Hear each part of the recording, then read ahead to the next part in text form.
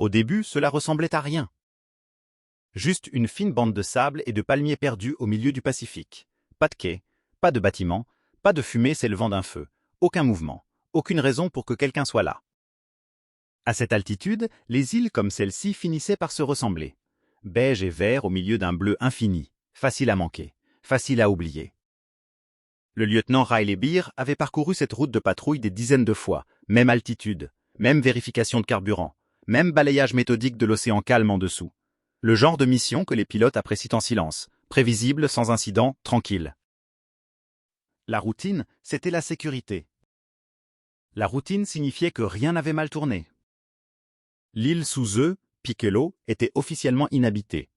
Aucun résident permanent, aucune source fiable d'eau douce, aucune infrastructure.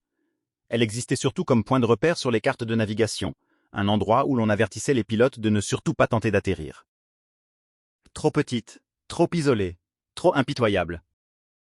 Riley pensait déjà au vol retour lorsqu'un mouvement près de la lisière des arbres attira son regard. Un mouvement. Il cligna des yeux, pensant à un reflet de lumière dans la canopée. Pas des oiseaux. Pas le vent. Quelque chose de lent, d'irrégulier. Comme une silhouette qui commençait à bouger, puis s'immobilisait. Son pouls changea, pas plus rapide, mais plus vif. « Tu as vu ça ?» demanda-t-il sans quitter l'île des yeux. Son copilote, le lieutenant Justin Doig, se pencha en avant, plissant les yeux derrière le pare-brise. « Vu quoi ?» Riley inclina légèrement l'appareil. Là, près des palmiers, Justin scruta. Pendant un instant, il n'y eut que des ombres entre les troncs.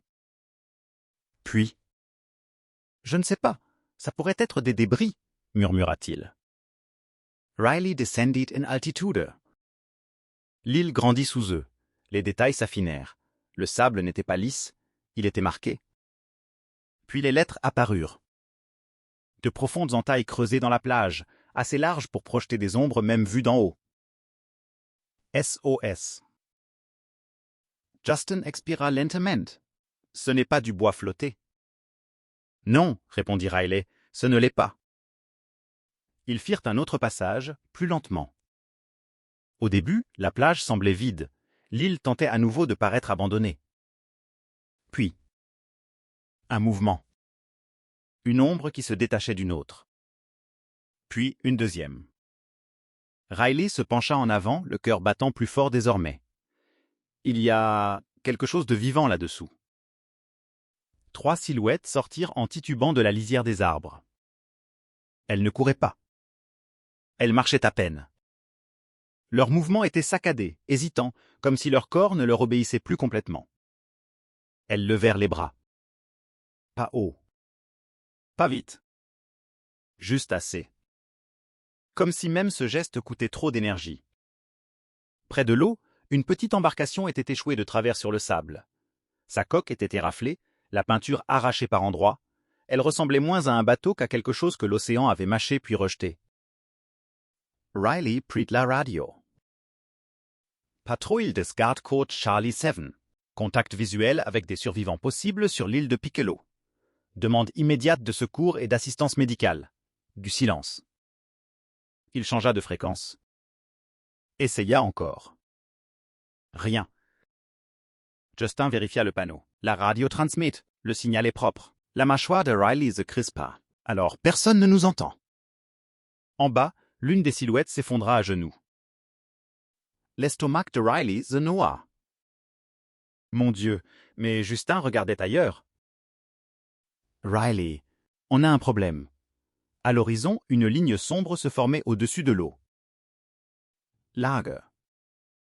Rapide. L'océan était déjà passé du bleu au gris. Les vagues se brisaient de manière irrégulière. Un front orageux. Et il fonçait droit sur l'île. Combien de temps? Justin consulta le radar. 20 minutes, peut-être moins. L'appareil trembla sous la première rafale. La pluie commença à frapper le pare-brise. D'abord quelques gouttes. Puis davantage. Les palmiers se courbaient violemment sous le vent. Préparez un largage d'urgence, nourriture, eau, trousse médicale, radio bidirectionnelle, maintenant. L'équipage agit sans hésiter. Ils descendirent plus bas que le protocole ne l'autorisait. Luggage. Le colis frappa le sable et glissa. Les survivants se précipitèrent vers lui. Riley parla dans le micro. « Ici les gardes-côtes américains. Vous nous entendez? On souffle parasite. » Puis une voix. Faible. Brisée. Tremblante. « Oui, oui, on vous entend. S'il vous plaît, ne partez pas. » Riley ferma les yeux un instant. « Une tempête arrive. On ne peut pas vous élitreiller en sécurité maintenant. Utilisez les provisions. Restez ensemble. On revient. » Non, on est ici depuis 33 jours. On boit l'eau de pluie, on mange des rats. L'une d'entre nous ne tient plus debout. Elle va de plus en plus mal. Une toux résonna derrière la voix. Profonde, humide. La tempête engloutit alors le ciel. En quelques secondes, l'île disparut dans un rideau de pluie. « On perd l'île !» cria Justin. Riley jeta un dernier regard. Les 3 silhouettes n'étaient plus que des ombres floues. Les lettres SOS s'effaçaient déjà sous l'averse.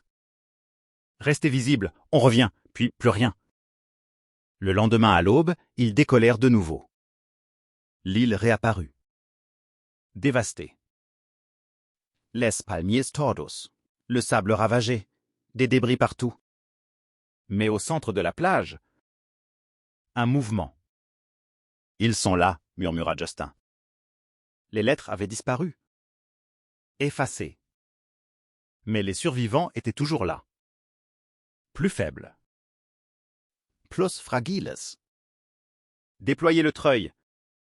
Le premier homme fut hissé à bord, tremblant. La femme ensuite. À mi-hauteur, une rafale la fit pivoter brutalement. Elle heurta légèrement le fuselage. Les secours l'attrapèrent immédiatement. Pouls faible, mais présent. Le dernier homme monta à son tour. En touchant le sol de la cabine, il ne se releva pas. Il murmura simplement. « Merci. » Des semaines plus tard, l'île de Piccolo semblait de nouveau vide. Aucune trace. Aucune empreinte. Aucun signe. Juste du sable. Juste des palmiers. Juste une île oubliée au milieu d'un océan immense. Sauf que Riley savait. S'il n'avait pas regardé une seconde fois, s'il avait fait confiance à la routine, personne n'aurait su qu'ils étaient là. Et personne ne serait revenu.